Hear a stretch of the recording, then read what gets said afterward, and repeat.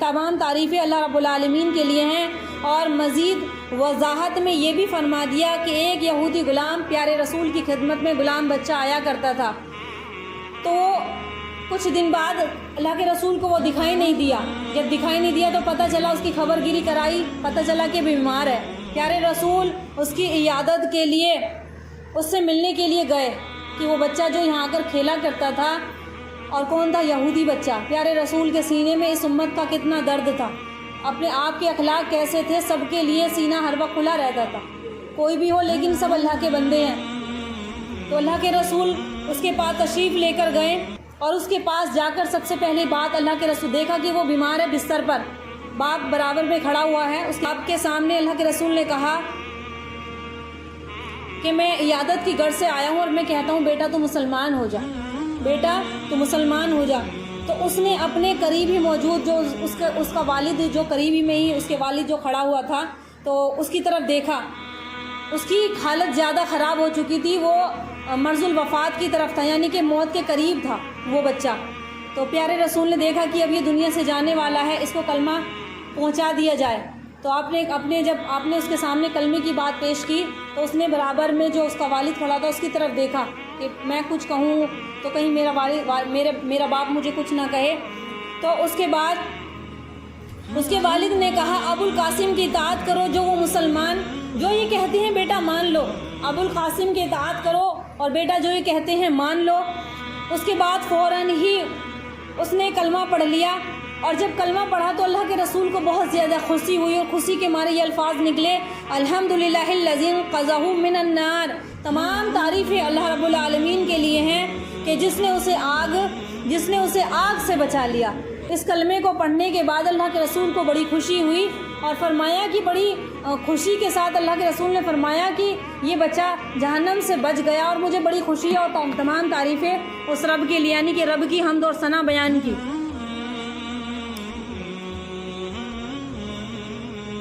قیامت کے روز اللہ تعالیٰ نیک لوگوں پر اپنا خاص اور کرم فرمائے گا، نیک لوگوں کے ساتھ اللہ تعالیٰ کی خاص رحمت ہوگی، اور سب کو جنت میں داخلہ دے دے گا، اور جس میں انہیں پہنائے جائیں گے سونے کے کنگن، چاندی کے کنگن، موتیوں کے ہار، سونے چاندی کے کنگن، زیورات اور بہترین لباس، ریشم کے لباس ان کو پہنائے جائیں گے،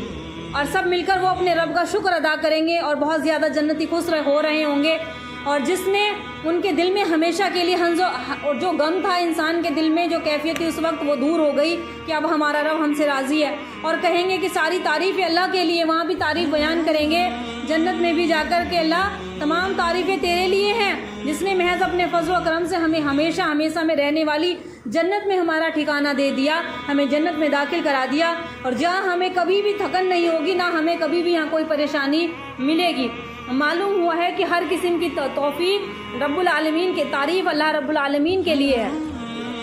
فرشتے ہر وقت اللہ تعالیٰ کی حمد اور ثنا بیان کرتے ہیں۔ انسان سب سے اعلیٰ درجہ اللہ نے انسان کا رکھا ہے، لیکن دیکھو انسان تو کرتا ہے، انسان کے ساتھ کئی چیزیں، مشغولیت، اس کی فیملی ہے، اس کا کاروبار ہے، اس کے بچے ہیں، اس کا معاشرہ ہے، تمام چیزوں کے کرتے کرتے اسے رب العالمین کے حکم پر چلنا ہے، اور جہاں جہاں وہ اپنے معاشرے میں چلے گا تو اللہ تعالیٰ پل پل اس کی نیکیوں کو دیکھ رہا ہے اور لکھی جا رہی ہیں، اللہ اس کو اس کا اجر دے گا۔ اور فرشتے بھی اللہ کی حمد اور ثنا بیان کرتے ہیں۔ فرشتوں کے بارے میں قرآن مجید کی آیت ہے یہ، اللہ جل شانہ اپنے مقدس کلام میں ارشاد فرماتا ہے ان الذین عند ربک لا یستکبرون عن عبادتہ ویسبحونہ لہ یسجدون، کہ بے شک، یہ سورہ اعراف کی آیت ہے کہ بے شک جو فرشتے آپ کے رب کے پاس ہیں، بے شک جو فرشتے آپ کے رب کے پاس ہیں وہ اس کی عبادت سے کبھی بھی تکبر کی وجہ سے انکار نہیں کرتے۔ فرشتے کبھی بھی تکبر کی وجہ سے انکار نہیں کرتے، اس کی پاکی بیان کرتے ہیں، اسی کے لیے سجدہ کرتے ہیں، اس کی پاکی بیان کرتے ہیں، اس کی حمد بیان کرتے ہیں۔ فرشتوں کو اللہ نے کوئی کام نہیں دیا، ایک ہی کام ہے، صرف عبادت، صرف سر جھکانا اور اللہ کی حمد اور ثنا بیان کرنا۔ یہ کام تو اللہ تعالیٰ نے انسانوں کے ساتھ مخصوص کر دیے کہ تمہیں کام کرتے کرتے، لیکن اجر بھی بڑھا دیا۔ فرشتوں کے ایک سجدے پر اللہ تعالیٰ اتنا راضی نہیں ہوتا جتنا کہ انسان کے ابن آدم کے سجدے پر اللہ کو خوشی ہوتی ہے۔ سارا دن ہار تھک کے انسان کام کرتا ہے، لیکن جب وہ نماز کے لیے کھڑا ہوتا ہے یا گہری نیند میں سویا ہوا ہوتا ہے اور جب فجر کی نماز کے لیے اٹھتے ہیں یا ظہر یا عصر یا مغرب عشاء کسی بھی وقت اٹھتے ہیں،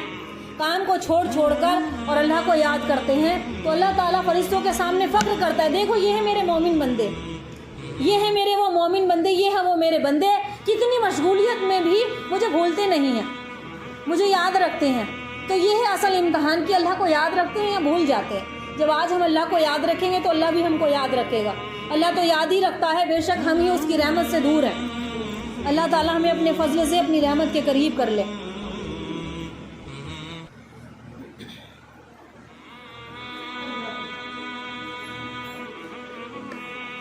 یہی وہ ذکر الہی ہے جس میں فرشتے خضوع کے ساتھ مشغول رہتے ہیں اور کبھی بھی اس کی عبادت سے تھکتے نہیں ہیں۔ اللہ تعالیٰ کی تسبیح بیان کرتے ہیں، اس کی خصوصی اس کے سامنے سجدہ کرتے ہیں، اور اپنے مقصد مومنوں کی ترغیب دلانا ہے۔ یہ بھی جو مقصد بتایا گیا ہے فرشتوں کا ذکر جو قرآن مجید کی میں نے آیت پڑھی، اس سے مومنوں کو ترغیب دلانا ہے کہ دیکھو وہ کبھی تکبر نہیں کرتے، اس کی عبادت سے کبھی تھکتے نہیں ہیں اور فوراً اس کا حکم بجا لاتے ہیں۔ جس کام کو اللہ تعالیٰ نے کرنے کا حکم دیا ہے فوراً وہ بجا لاتے ہیں، اللہ کی نافرمانی نہیں کرتے۔ یہ فرمایا ہے کہ تم بھی اسی طرح سے صف کیوں نہیں بناتے، پیارے رسول نے فرمایا کہ تم بھی ایسے ہی صف کیوں نہیں بناتے جیسے کہ فرشتے اپنے رب کے پاس صفیں بناتے ہیں۔ تو صحابہ کرام رضی اللہ تعالیٰ عنہ اجمعین نے عرض کیا، فرمایا کہ ہم نے کہا کہ اللہ کے رسول فرشتے اپنے رب کے سامنے کیسے صف بناتے ہیں، کس طریقے سے کھڑے ہوتے ہیں؟ تو آپ نے فرمایا کہ وہ پہلے اول صف کو پورا کرتے ہیں اور پھر صفوں میں ذرا سی بھی گنجائش نہیں رہتی، جگہیں باقی نہیں رہتی، یعنی کہ جس طریقے سے نمازی مسجد میں نماز کے لیے صفیں بنا کر کھڑا ہوتا ہے، ذرا سی جگہ خالی نہیں رہتی، ایسے ہی فرشتے بھی اس کے رب ذوالجلال کی تسبیح بیان کرتے ہیں اور صفیں بنا کر اس کی آگے جھکے رہتے ہیں۔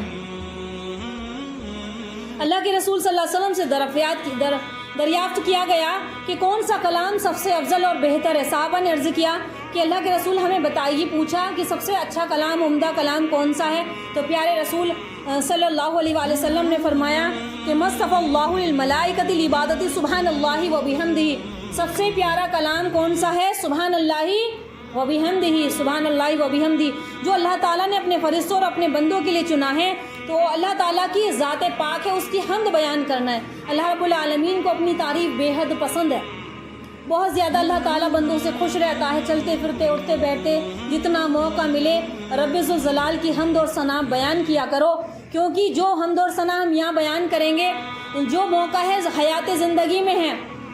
مرنے کے بعد کوئی ساری تسبیحات بند ہو جائیں گی، سارے سجدے بند ہو جائیں گے، سارے حج عمرے بند ہو جائیں گے، ساری نیند یا تو نیند ہی نیند ہے، یا آرام ہی آرام ہے، یا پھر عذاب ہی عذاب ہے۔